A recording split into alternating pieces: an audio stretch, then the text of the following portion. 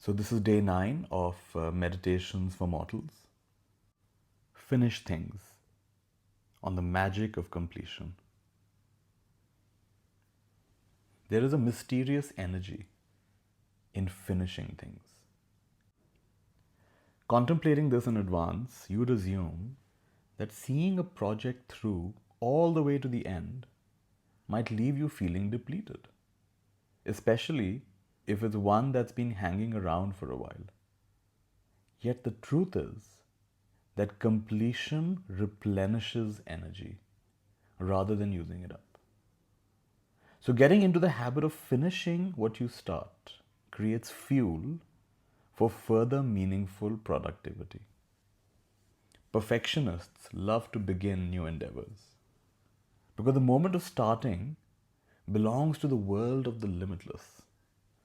For as long as you haven't done any work on a project, it's still possible to believe that the end result might match the ideal in your mind.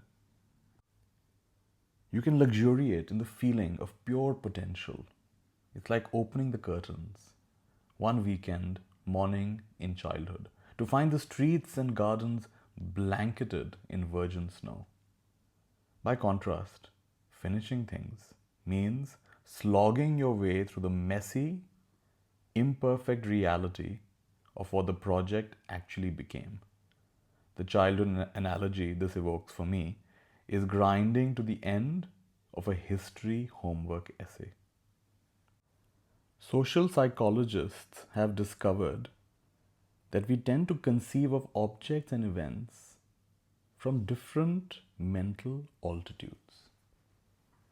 Let's take an example concerning summer vacations. Consider how you'd like to spend yours next year. And you're likely to picture it, figuratively speaking, from 30,000 feet. You might see yourself going to the beach, or hiking in the mountains, or relaxing as a family. But when the vacation draws closer, you'll descend a few thousand feet and start focusing on the details. Now, which beach, which mountain, which restaurants to eat at, and so on. Similarly, at the start of any major undertaking, we see it in outline, smooth, if a little blurry. It's only as we dig in that we begin to encounter the flaws, the compromises, the grunt work involved. At which point we make the error of assuming that a new endeavor might be free of such imperfections. Really, of course, what makes a new endeavor more appealing is just that we are seeing it at a mental distance. We fail to realize, in the words of the psychology writer Jude King, that every worthwhile goal is supposed to feel hard, unglamorous, unsexy. At least for some of the time you're actually putting in the work. And yet, in reality, repeatedly starting but rarely finishing things, or finishing them only under duress, is a recipe for misery. You get fewer worthwhile things done. One of the reasons being, whenever you hit a difficult patch in whatever you're doing, there are several other interesting projects to which you can run off instead. You never accumulate a track record of accomplishments in which to take pride. And you never benefit from the feedback that you receive had you shared your work with others. You become filled with self-loathing and overwhelmed by the number of unfinished items on your plate. People think finishing things would drain even more of their energy, and they get tired just thinking about it, Steve Chandler writes. They don't see that leaving things unfinished is what's causing the low levels of energy. Steve recommends spending one full day robotically completing as much unfinished business as you can. Notice at the end of that day how much energy you've got. You'll be amazed. The trick to finishing things when the prospect seems overwhelming is simply to redefine what counts as finished. Instead of viewing the completion of a project as something that happens only occasionally after days or weeks of work, Think of your days as consisting in the sequential completion of a series of small deliverables. Deliverables is monstrous business speak, of course, evoking the soulless milieu in which people talk of cloudifying business critical learnings and future proofing core competencies. But that's exactly why I like it. It's so drab that it drains the drama from the act of finishing, recasting it as something so utterly routine that you might do it over the course of every day. To define your next deliverable, clarify some outcome you could attain in a single sitting, in the next few minutes, or over an hour or two at most. Then work until you reach it. If you need to send a difficult email, write the email and send it, rather than beginning it and letting it fester in your drafts. For bigger projects, break off a piece, finish the research for the first section of the report. Finalize the paint colors for the living room. Select a workout plan and schedule your first session at the gym.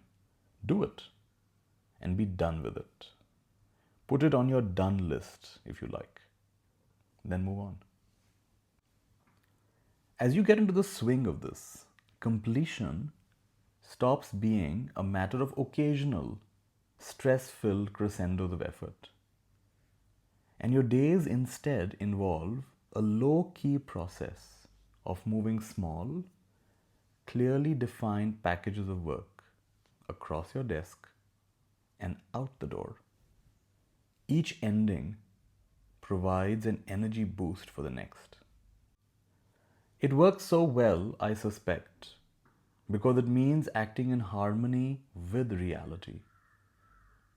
For finite humans, every moment is a kind of endpoint, experienced once and then done with forever. Treating what you do with your time as a sequence of tiny completions means falling into line with how things really are. Work is done, then forgotten, says the Tao Te Ching, and therefore it lasts forever. You're no longer fighting the current, but allowing it to carry you forward. Life is less effort this way. So this is the chapter on finishing things, completing things. And I do agree that in my experience, when we just buckle down and complete as many things we can, instead of getting tired, it's actually quite replenishing. There have been times I have woken up early in the morning, sometimes 3 o'clock, 4 o'clock, and just buckle down and put in 3-4 hours to just get a lot of unfinished things done. And it feels so good, it's so energizing, and it's a great day after that. So I do encourage us to take some of these suggestions he's given us to heart, and first of all recognize that every worthwhile goal is supposed to feel hard, it's supposed to be unglamorous, unsexy. That's when we got to put in the work.